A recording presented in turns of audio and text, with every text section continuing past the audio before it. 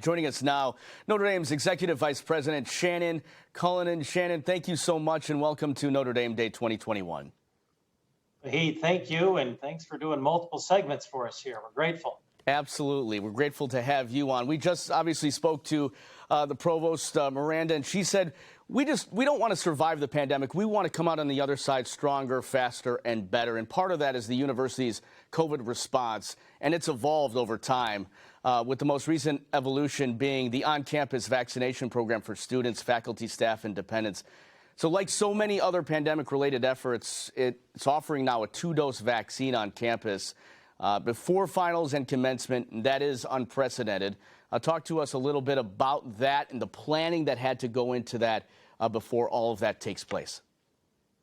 Yeah, great question. It depends on who you ask, Vahid, but if you asked our steering committee that oversaw vaccines, they'll say I started talking about this in October. It was really probably early December. We got very serious about the planning for this, and I was pretty relentless with the Mike Siemens and Gracie Gallagher's and others that in the spring it was going to be about vaccines. And I have no doubt this oversight group would get off of Zoom meetings and they would say, we don't even know if we're going to be approved to be a site here in the state of Indiana. I said, well, we're going to be ready if they ever give us the green light. And this was really different. This was not like doing a flu blitz, right? It's very complex, and that you're not only doing a couple of doses, you don't control the supply. You need to be really thoughtful about how you freeze and manage the supply. And as you said, we're going to be doing a second dose here before too long. But we made a commitment. We said, all right, if the state approves us, we're going to be ready within 10 days to actually do this, which means we had all the paperwork filled out. We had learned from locally, the St. Joe County Health Department. We had gone with a software company that the state had.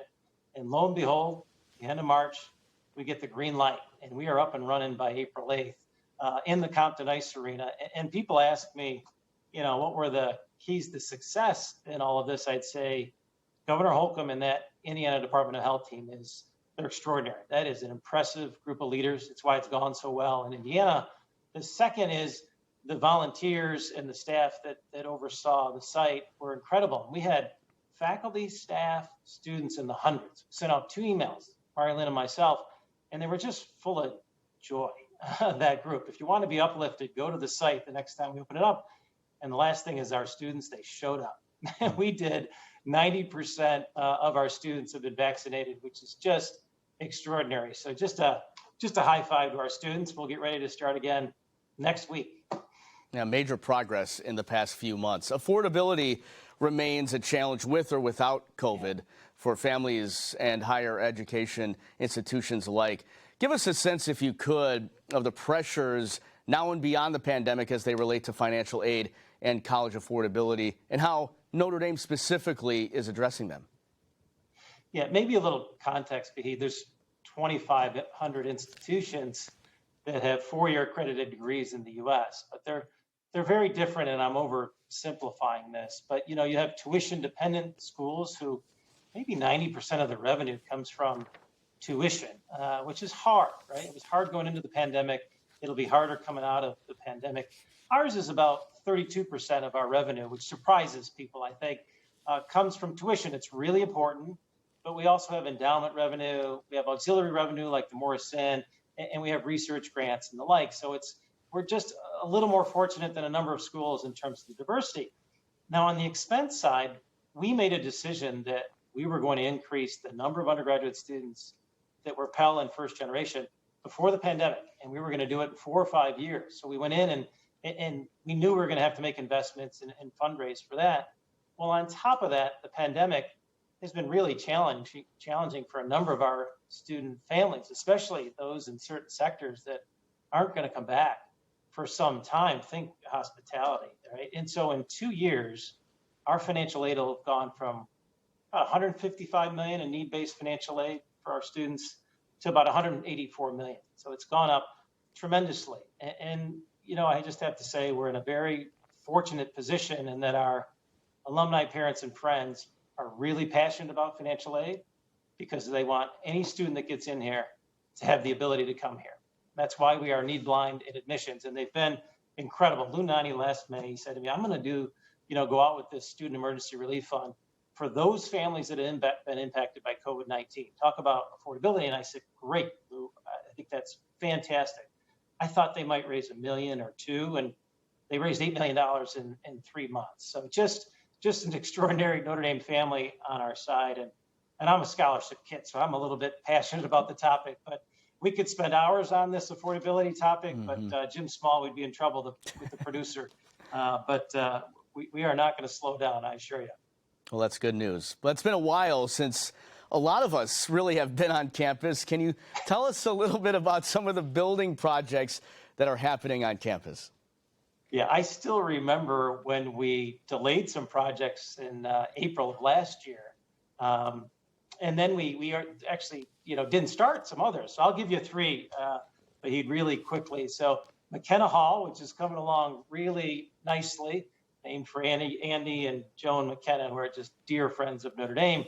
This is directly across from the Morris Inn, and everybody says, wow, that renovation looks great. No, we actually took it to the ground. This is a brand new building. It'll house our conference center again. It'll be gorgeous. But our enrollment group is going in there. So think admissions, financial aid, and student accounts. And it'll be great for visiting students and their parents because it'll be right across from the Morris Inn, very accessible. That's August 21 that'll open. The other one is Remick Family Hall, which is just to the north of the main building in the Basilica. There used to be something called Brownson Hall. And again, it was pretty condemned. So we took that one to the ground. And this one will be done in about December of 21. And it'll house the Institute for Educational Initiatives and the Alliance for Catholic Education, which is well known for all its K through 12 programming they do throughout the U.S. So thank you to Jack and Marianne Remick, who are 2 of the most humble people I know.